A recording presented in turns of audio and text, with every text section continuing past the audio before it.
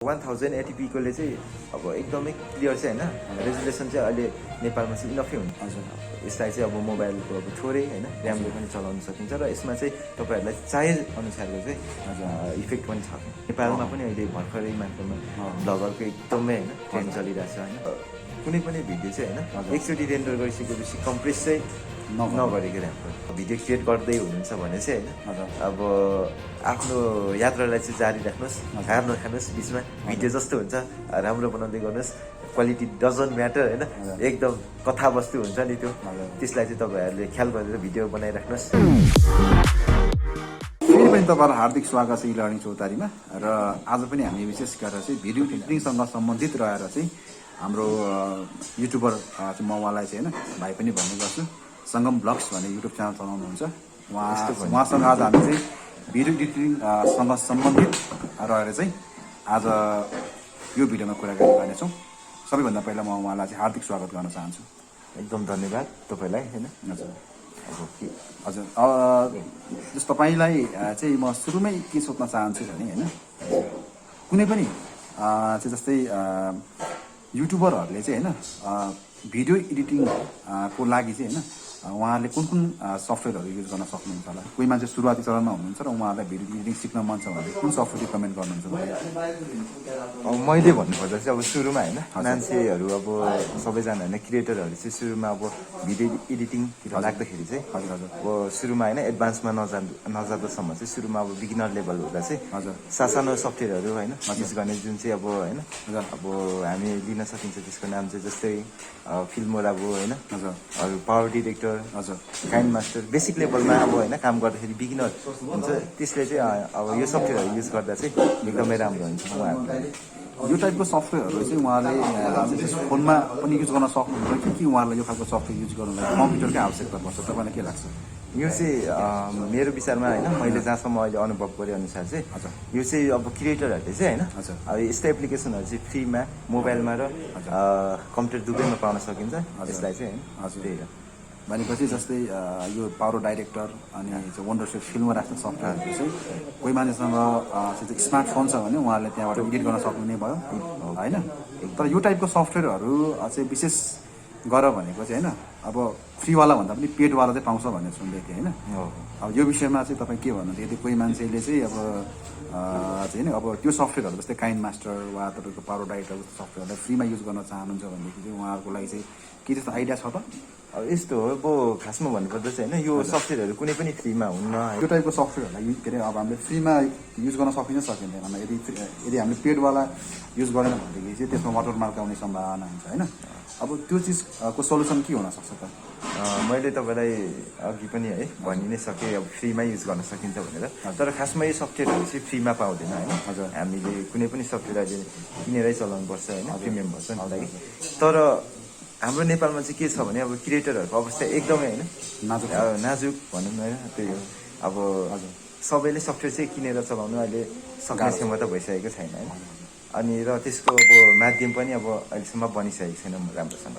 त्यही भएर पनि नेपालमा यसलाई हामीले चलाउनुको लागि चाहिँ हामी जस्तो म अब तपाईँ हामी होइन अरू जो कोही पनि क्रिएटरहरूले फ्रीमा चलाउनु चाहनुहुन्छ भने चाहिँ यसलाई चाहिँ हामीले भन्दा नि अरू कोहीले नै होइन क्र्याक गरिदिएको सफ्टवेयरहरू हामीले चलाउन सक्छौँ होइन, जुन चाहिँ अब खासमा राम्रो चाहिँ होइन। तर हामीले फ्रीमा चलाउनुको लागि चाहिँ त्यो प्रयोग गर्न हामी पनि रिकमेन्ड गर्छौँ र म पनि भनौँ न। यसो त अब हामीले अब त्यो यो टाइपको पेड सफ्टवेयरलाई पेमेन्ट गर्ने राम्रो खालको हामीसँग पनि छैन, फेसिलिटी पनि छैन, पेपर पेमेन्ट गेटवे पनि छैन होइन। अनि अर्को कुरा भनेको जस्तै अहिले यो तपाईँको ब्याङ्कहरूले पनि चाहिँ जस्तै विन्डोज जुन उहाँहरूले युज गर्नु भएको छ त्यसलाई पनि क्र्याकवाला युज गरिनु भएको छ। उहाँले पनि जेन्युन युज गर्न सक्नुहुन्न किन एक्सपेन्सिभ पर्छ होइन। त्यस्तै हामीले युज गरेको माइक्रोसफ्ट वर्डदेखि विभिन्न अफिससँग रिलेटेड सफ्टवेयरहरूदेखि एडिटिङसँग सम्बन्धित सफ्टवेयर किनेर चलाउनु पर्ने महँगै पर्छ होइन। अब त्यो विषयमा तपाईँले रिकमेन्ड जुन कुरा गर्नुभयो होइन त्यो पनि एकदमै सही हुनसक्छ होइन। ल अब हामी चाहिँ के कुरा गरौँ भनेदेखि जस्तै कोही मान्छेले चाहिँ होइन ल मानव उसँग चाहिँ पुरानो खालको स्मार्टफोन छ होइन। हजुर अब सबैसँग लेटेस्ट नयाँ र चाहिँ एकदम ब्रान्डेड फोनै हुन्छ भन्ने त छैन। उहाँहरूले चाहिँ भिडियो एडिट गर्नु पऱ्यो भनेदेखि चाहिँ यसको लागि चाहिँ सोल्युसन के हुनसक्छ?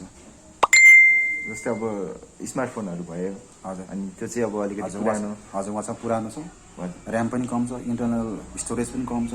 यसको लागि चाहिँ सबसे बेस्ट चाहिँ जस्ट यो चाहिँ एडिटिङ सफ्टवेयर चाहिँ कुन होला तपाईँको विचारमा? अब त्यो चाहिँ यस्तो हुन्छ रहेछ अहिलेको होइन, अब धेरै कुराहरू हेर्नुपर्छ होइन। भिडियो बनाउने भन्दैमा अब भिडियो कुन होइन, अब क्वालिटीमा बनाउने, लेन्थ कस्तो बनाउने होइन, सबै हेरेर बनाउनुपर्छ। अब बेसिक लेभलमा अब कुराकानी गर्दाखेरि होइन, हामीले धेरै कुराहरू छोड्छौँ। त्यही हामीले जोड चाड होइन त्यस्तो कुराहरूलाई मात्रै हेर्ने हो भने चाहिँ हामीले अहिले सानो होइन क्लिपहरूको लागि चाहिँ काइन्ड मास्टर पनि हेर्न सक्छौँ होइन। हजुर काइन्ड मास्टर र अर्को अहिले भनेको अब जसले चाहिँ हार्डवेयरलाई पनि चिन्ने गर्छ होइन। जस्तै यदि लगाउनु त्यो सेटको चाहिँ त्यो ऱ्याम कम छ भने पनि त्यो अनुसारको त्यसले चाहिँ रेन्डर गरिदिने रेन्डर हो होइन त। हजुर भनेपछि kind master is the best software होइन त। एकदमै हजुर सही हो। र अहिले पछिल्लो चरणमा चाहिँ जस्तै यो सर्ट्स भिडियो जस्तै कोही मान्छेहरू चाहिँ युट्युब सर्ट्समा काम गर्न चाहनुहुन्छ भने होइन, अब उहाँहरूलाई पनि एडिटिङ सफ्टवेयरको जरुरत परिरहेको हुनसक्छ होइन। युट्युब सर्ट्स चाहिँ एकदमै अहिले पछिल्लो चरणमा पपुलर भइरहेको छ होइन। उहाँहरूलाई चाहिँ कुन एडिटिङ सफ्टवेयर रिकमेन्ड गर्नुहुन्छ तपाईँले? अब युट्युबमै सर्ट्स बनाउने भनेपछि अलिकति होइन क्वालिटी दिनै खोज्छ जो पाए त्यसले पनि होइन। अब जो क्रिएटरले पनि भनौँ न होइन, जो पाए त्यो नभनौँ।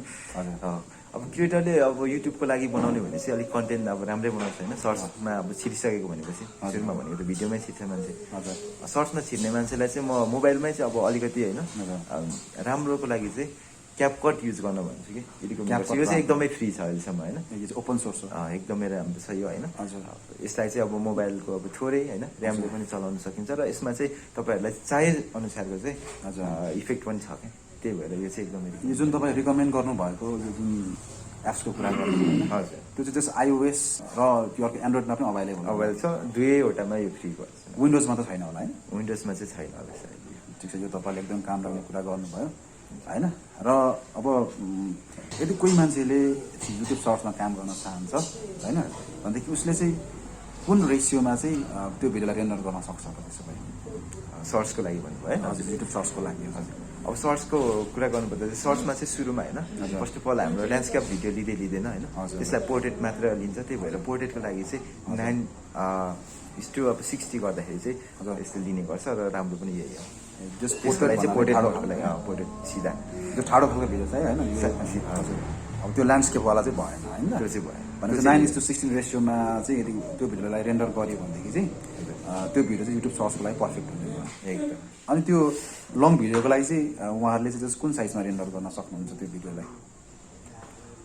लङ भिडियो भन्नुभयो है? हजुर अब सर्ट्स भिडियो भनेको चाहिँ तपाईँको होइन 16 होइन अब 1 मिनटभन्दा मुनिको भिडियो हुने भयो होइन। तर के अरे लङ भिडियो भनेको चाहिँ 1 मिनटभन्दा लामो भिडियो होइन। त्यस्तो भिडियोको लागि चाहिँ उहाँले कुन साइजमा रेन्डर गर्दा ठिक होला? त्यसमा साइजको लागि चाहिँ अब 16:9 होइन 9को रेसियोमा हामीले काम गर्दा हुन्छ। र रेजुलेसन भन्ने कुरा चाहिँ तपाईँले अब होइन कतिसम्म क्वालिटी दिन सक्नुहुन्छ, तपाईँको फोनले कतिसम्म रेन्डर गर्न सक्छ, तपाईँको फोन भन्दा पनि तपाईँको डिभाइस होइन हजुर त्यो कतिसम्म अब त्यसले चाहिँ धान्न सक्छ र कतिसम्म रेन्डर गर्न सक्छ त्यो अनुसारको तपाईँले दिनु हो भने चाहिँ राम्रो हुन्थ्यो। हजुर हजुर र म तपाईँलाई होइन अब चाहिँ के सोध्न चाहन्छु भने अब होइन जस्तै यो जुन पछिल्लो चरणमा चाहिँ जस हाम्रो नेपालमा चाहिँ होइन स्मार्टफोन युजरहरू चाहिँ एकदमै धेरै होइन, उहाँहरूले चाहिँ जस भ्लग अपलोड गर्ने खालको ट्रेन्ड चाहिँ एकदमै ट्रेन्डिङमा आइरहेको छ होइन। धेरै नै अब हामीले हाम्रो गाउँठाउँमा पनि भ्लगरहरू देखिरहेको हुन्छ होइन। उहाँहरूलाई चाहिँ कुन टाइपको सफ्टवेयर युज गर्नको लागि तपाईँ रिकमेन्ड गर्नुहुन्छ तपाईँ? अहिले नेपालमा होइन अब बाहिर देशमा त पहिला नै बढिसकेको थियो, नेपालमा पनि अहिले भर्खरै मात्रामा भ्लगरको एकदमै होइन ट्रेन्ड चलिरहेछ होइन। सबैले भ्लग गर्ने त्यस्तोहरूको लागि चाहिँ अब होइन भिडियो अब सबैसँग अब राम्रो होइन अब डिभाइस पनि नभएको कारणले चाहिँ उहाँहरूलाई चाहिँ अहिले ठ्याक्क पावर डिरेक्टर एप्लिकेसन चाहिँ म भन्छु होइन, उहाँहरूलाई रिकमेन्ड गर्छु पावर डिरेक्टर। र पावर डिरेक्टर एप्लिकेसन चाहिँ म सबैजनालाई रिकमेन्ड गर्छु होइन। र त्यस पछाडि भनेको यसमा तपाईँ रेजुलेसन चाहिँ 1080p को चाहिँ हामीहरूले रिकमेन्ड गर्छौँ है। हुन त अहिलेको यो तपाईँको ब्रान्डेड फोनहरूले भनेको 4K क्वालिटीमा पनि रेन्डर गर्न सक्छ। यदि लगाउनु कुनै पनि फोन ब्रान्डेड फोन छैन, अलिक राम्रो खालको ऱ्याम छैन, इन्टरनल स्टोरेज पनि राम्रो छैन भनेदेखि चाहिँ उहाँहरूले चाहिँ जस्ट 1080p मा रेन्डर गर्दा भयो त्यसो भयो होइन। यो चाहिँ मैले हजुर त्यो पनि भयो र किन पनि मैले भनेको भने चाहिँ यो चाहिँ फोनको होइन क्वालिटी हेरेर भन्दा पनि सबै कुरालाई हेर्दाखेरि के अब कस्तो हुन्छ भने अहिले इन्टरनेट छैन होइन सबैजना कतिपयको चाहिँ अब डाटा होइन अनि 1080pकोले चाहिँ अब एकदमै क्लियर चाहिँ होइन रेजुलेसन चाहिँ अहिले नेपालमा चाहिँ इनफै हुन्छ जस्तो लागेर चाहिँ मैले त्यो भनेको सबै कुरालाई हेरेर डाटा हेर्नु पऱ्यो होइन नेपालमा अब अझै पनि दुर्गम क्षेत्र छ होइन जहाँ चाहिँ अपलोड हुनको लागि 2-3 दिन लाग्न सक्छ त्यही भएर पनि हामीले यसलाई चाहिँ 1080p नै गर्यो हजुर जुन तपाईँले अहिले यो चाहिँ भिडियोको चाहिँ साइजको कुरा गर्नुभयो होइन अब त्यो डाटा महँगो छ नेपालमा यदि उहाँहरूलाई चाहिँ जस्तै ल भनौँ एउटा चाहिँ कुनै पनि होइन अब भिडियोको साइजमा भनौँ 4GB 5GB रेन्डर गर्नुभयो उहाँहरूले होइन अब त्यो टाइपको चाहिँ एकदम ठुलो साइजको के अरे उहाँको जुन फाइललाई चाहिँ कम्प्रेस गर्नु पऱ्यो भनेदेखि चाहिँ फोनबाट सम्भव होला त त्यो फोनबाट पनि सम्भव चाहिँ हुन्छ नै होइन तर कुनै पनि भिडियो चाहिँ होइन एकचोटि रेन्डर गरिसकेपछि कम्प्रेस चाहिँ नगरेको राम्रो त्यो युट्युबको लागि राम्रो हुन्छ त्यस तपाईँको विचारमा जस्तै युट्युबको होइन अब हामीले चाहिँ जे भिडियोहरू त्यहाँ अपलोड गर्छौँ होइन त्यहाँ ऱ्याङ्किङको लागि चाहिँ नयाँ ट्रेन्ड भनेको चाहिँ 4K क्वालिटीमा भिडियो रेन्डर गर्ने खालको ट्रेन्ड छ होइन 4K क्वालिटीमा यदि हामीले त्यो भिडियोलाई रेन्डर गरेर युट्युबमा अपलोड गर्दाखेरि चाहिँ होइन र त्यो भिडियोलाई चाहिँ 1080pमा रेन्डर गरेर अपलोड गर्दामा खेरि चाहिँ त्यो भिडियो ऱ्याङ्किङमा केही समस्या गर्छ गर्दैन वा यसको चाहिँ के हुन्छ इफेक्ट होला यो अहिले भर्खर युट्युबले चाहिँ यसको विषयमा चाहिँ 4K भिडियोलाई चाहिँ अलिकति प्राथमिकता दिएको नै छ होइन अब 4K भन्नु साथ अलिकति क्वालिटी अब कस्तो हुन्छ भने युट्युबलाई पनि आफ्नो ब्रान्डको लागि भए पनि होइन 4K भिडियोलाई उनीहरूले अलिकति चाहिँ प्राथमिकता दिएको छ होइन त्यसको लागि अलिकति जोड्ने गरेको छ त्यसलाई चाहिँ अलिकति इम्प्रेसन पठाउन पनि धेरै जोड गरेको छ तर अब युजरको अब होइन जुन भ्युवर्स हुन्छ उहाँहरूलाई चाहिँ यो चाहिँ अब यसले चाहिँ केही फरक पार्दैन कस्तो हुन्छ भने क्रिएटरलाई चाहिँ युजरले भ्युवर्सले होइन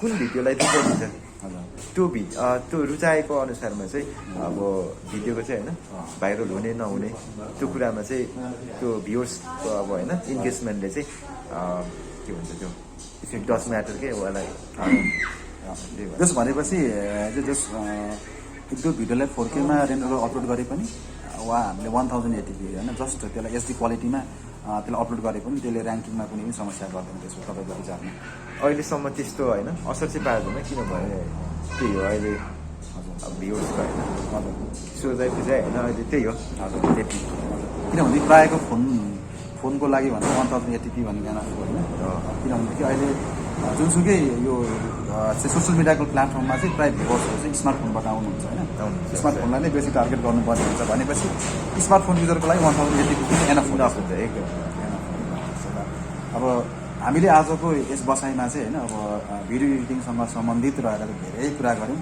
होइन तपाईँले पनि यो भिडियोमा चाहिँ इलर्निङ चौतारीको यस प्लेटफर्ममा आएर आफ्नो महत्त्वपूर्ण ज्ञानवर्धक कुराहरू हाम्रो भ्युवर्सहरूलाई सेयर गरिदिनुभयो र अन्तिममा सम्पूर्ण भ्युवर्सहरूलाई चाहिँ तपाईँ के भन्न चाहनुहुन्छ सबैजना भ्युवर्सहरू चाहिँ अहिले जहाँसम्म मलाई लाग्छ यो भिडियो हेर्नुहुनेहरू चाहिँ भिडियो क्रिएटर नै हुनुहुन्छ होला त्यही भएर तपाईँहरू होइन भिडियो क्रिएट गर्दै हुनुहुन्छ भने चाहिँ होइन अब आफ्नो यात्रालाई चाहिँ जारी राख्नुहोस् हार नखानुहोस् बिचमा भिडियो जस्तो हुन्छ राम्रो बनाउँदै गर्नुहोस् क्वालिटी डजन्ट म्याटर होइन एकदम कथावस्तु हुन्छ नि त्यो त्यसलाई चाहिँ तपाईँहरूले ख्याल गरेर भिडियो बनाइराख्नुहोस् तपाईँलाई फेरि पनि होइन आफ्नो महत्त्वपूर्ण समयका बावजुद पनि होइन र आफ्नो एकदमै व्यस्त समयको बावजुद पनि तपाईँले आफ्नो ज्ञानवर्धक नलेजहरू चाहिँ हाम्रो भ्युअरलाई सेयर गरिदिनु भयो अवश्य पनि यो नलेजहरूले उहाँहरूको भिडियो एडिटिङ र उहाँहरूको युट्युब जर्नी चाहिँ अत्यन्तै सहज हुनेछ भन्ने मैले अपेक्षा गरेको छु होइन र फेरि पनि हामी यस्तै खालको वार्तालाप बेला बेला गर्दै गर्नेछौँ